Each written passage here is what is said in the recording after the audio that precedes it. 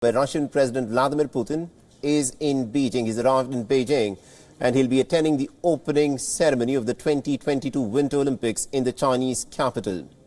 Just shortly after arriving, Vladimir Putin met his Chinese counterpart Xi Jinping as the two leaders look to project themselves as a counterweight to the United States and its Western allies.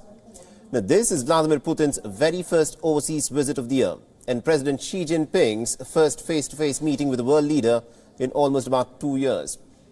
President Putin hailed Russia's close ties with China, describing it as an example of dignified relationship in the face of the deepening criticism from the West.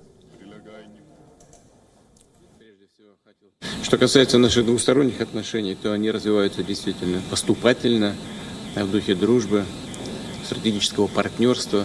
Они приобрели действительно беспрецедентный характер и являются примером достойных отношений, которые помогают развиваться друг другу и в то же время поддерживают друг друга в развитии.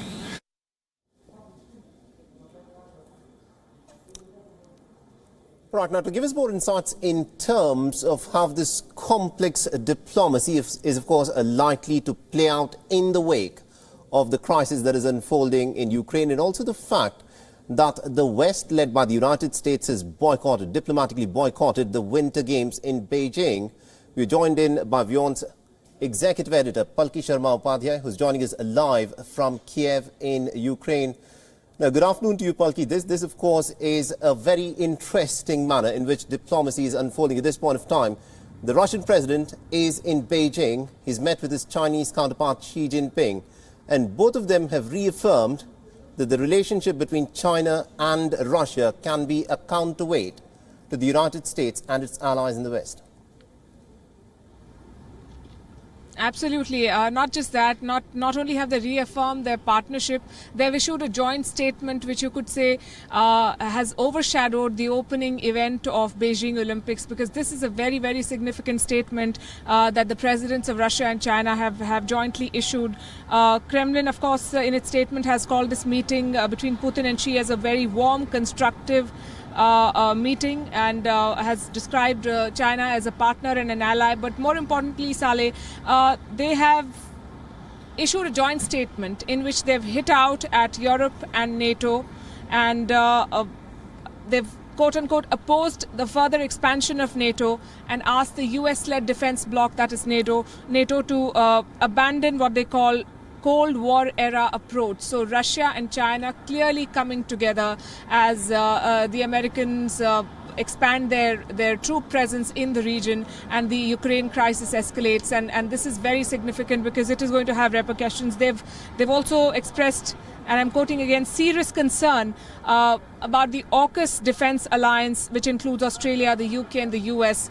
So two major powers of the region joining hands against the America-led coalition is a very, very significant realignment. Remember, so far the Chinese, while they did not speak against the Russians, had not expressed this kind of support. But this is a clear statement from the Chinese side as well that NATO expansion in the region is not acceptable to both Russia and China. And this will not just have a fallout, a bearing on the conflict in Ukraine, but also all the other regional powers, including India, which has partners and allies on both sides of the divide.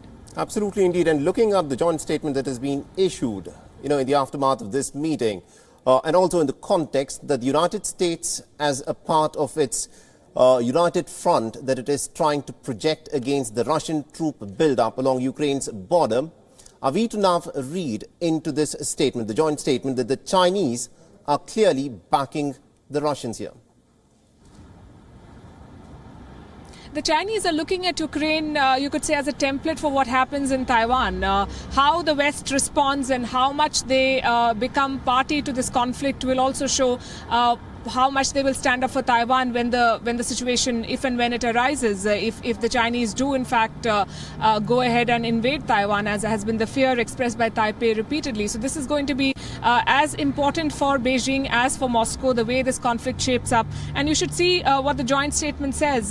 Russia and China saying all nuclear states should abandon Cold War mentality and reduce the role of nuclear weapons in their policies. Remember, these are both countries which also have a sizable nuclear arsenal. but that is what world diplomacy is. Countries take the moral high ground while doing the very same things themselves. China and Russia also talking about closed block structures and opposing camps in Asia-Pacific region. These are the exact terms from the joint statement. And interestingly and amusingly, China saying that that they intend to resist attempts to replace what they call a generally accepted mechanism with rules developed in narrow circle by separate blocks. So they're basically saying that the Americans and their allies are trying to create a new system and trying to impose their own rules and their own ways in the region, and that is putting the security and safety of the Asia-Pacific region in jeopardy, and that is what they have issued a joint statement against. Absolutely indeed, Pulki. And just before we let you go, you are in Kiev, the capital of Ukraine. Give us a sense as to what the mood is like in Ukraine. What do the people within Ukraine feel about the tensions and also this drumbeat of war that we are hearing in terms of the Russians having stationed as many as about 100,000 troops along Ukraine's eastern border? First appearances can be deceptive. When we landed this morning, Saleh, it was like any other Friday morning.